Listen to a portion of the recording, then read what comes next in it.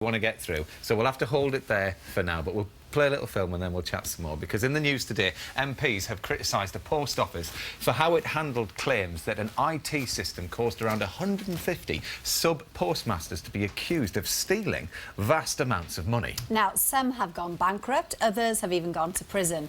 So Inside Out's Nick Wallis went in search of the truth. From the far reaches of Scotland to here, the most southerly point in Britain, reputations have been ruined, people bankrupted and even jailed. Yet the men and women at the heart of this story aren't part of some hardcore criminal underworld. They are, or were, part of this, the Post Office. Who is the King of Glory? Sue Knight from the village of St Kevin in Cornwall worked for the Post Office for 32 years. Far spent. The job meant everything. It was my whole life. Literally, yeah, everything was, it was something that I was very, very proud to be of. Sue lived next door to her post office and loved serving the community. Then 3 years ago, £22,500 appeared to be missing. The post office pointed the finger at Sue, sacked her and took her to court.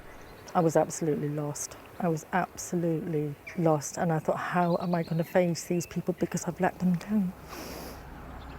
Sue believes glitches in the post office computer system Horizon meant it showed losses that didn't exist.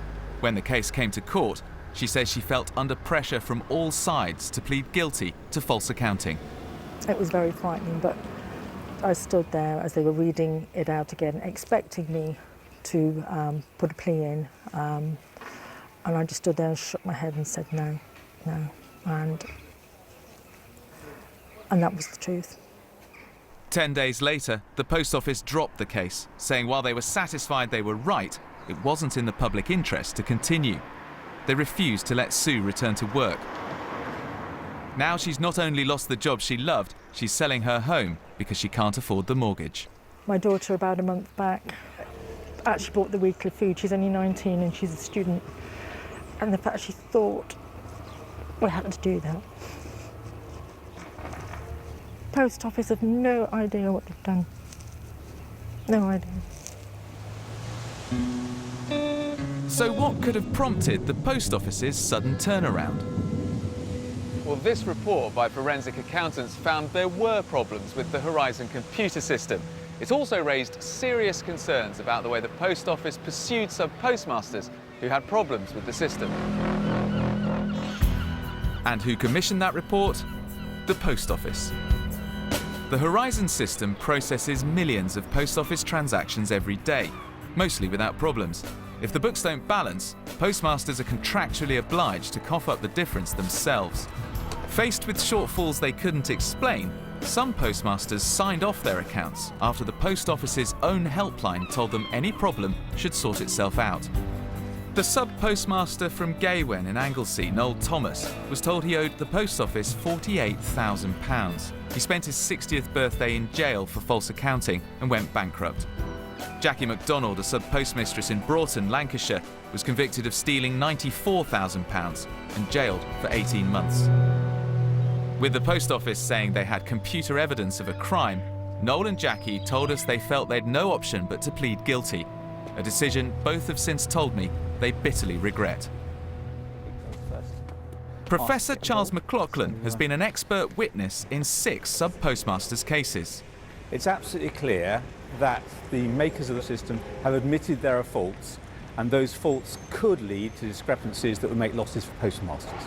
There are sub-postmasters who are unable to demonstrate that they have not committed false accounting or fraud because the Post Office has not released the information that would allow us to investigate that properly.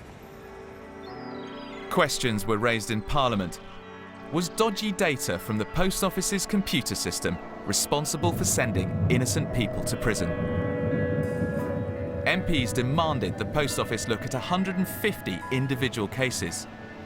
A year on, those same MPs have announced they've lost faith in the Post Office's mediation scheme, claiming it excludes anyone who's pleaded guilty. The Post Office seems to have spent a large amount of public money on setting up a mediation scheme, which it is then trying to prevent sub-postmasters from making use of. It's an awful way of behaving, really is. You must be furious. I'm devastated, frankly, yes. The Post Office have refused to give us an interview about cases like Sue Knight's or Horizon. They say their own independent review found no systemic problems. Next week, there'll be a special debate in Parliament as MPs try to hold the Post Office to account. For people like Sue, it can't come soon enough. Well, Nick joins us now. You said there in the piece that the Post Office refused to give you an interview, but you have been in contact with them today, haven't you? Yes. What have they said? We've had a response, and they've said that if significant shortfalls of cash appear in any post office branch, then they have a clear duty to investigate. And they said with regard to the mediation scheme, around a quarter of all the people who applied to it had a criminal conviction. Some of those people had pleaded guilty, and a very small number had been convicted by a jury in a full court of law, who'd had the opportunity to read the reams and reams of evidence that would go along with a case like this. OK, and the MPs, they're up in arms with how the Post Office are handling the situation, aren't they? Yeah, I mean, them coming out and saying they've got no faith in the Post Office handling this situation is just a mark of the frustration. I mean, 12 months ago, they persuaded the Post Office to look again at some of these sub-postmaster cases. And with great fanfare, this mediation scheme was set up, and it was being presided over by an appeals court judge. And I think 12 months on, you've got these cases that have just been bogged down. Some of them have been mediated, but many of those sub-postmasters still haven't had the opportunity to sit down with the Post Office face to face and try and find out what's going on. And from a technology point of view, it's surprising that the Post Office are digging their heels in, because we all know that computers aren't 100% reliable. Yeah, they do make the point that millions of transactions are processed on these branch computer systems in post offices up and down the country every day. They have 80,000 users, and there are 11,500 post office branches, and it's only a tiny fraction of 1% who have problems. They also say that they've done their own independent investigation of the Horizon computer system, and they've found no systemic problems. But the area in all this is the nub of the story, the thing that is being bitterly contested, is the scale of the problems that do exist.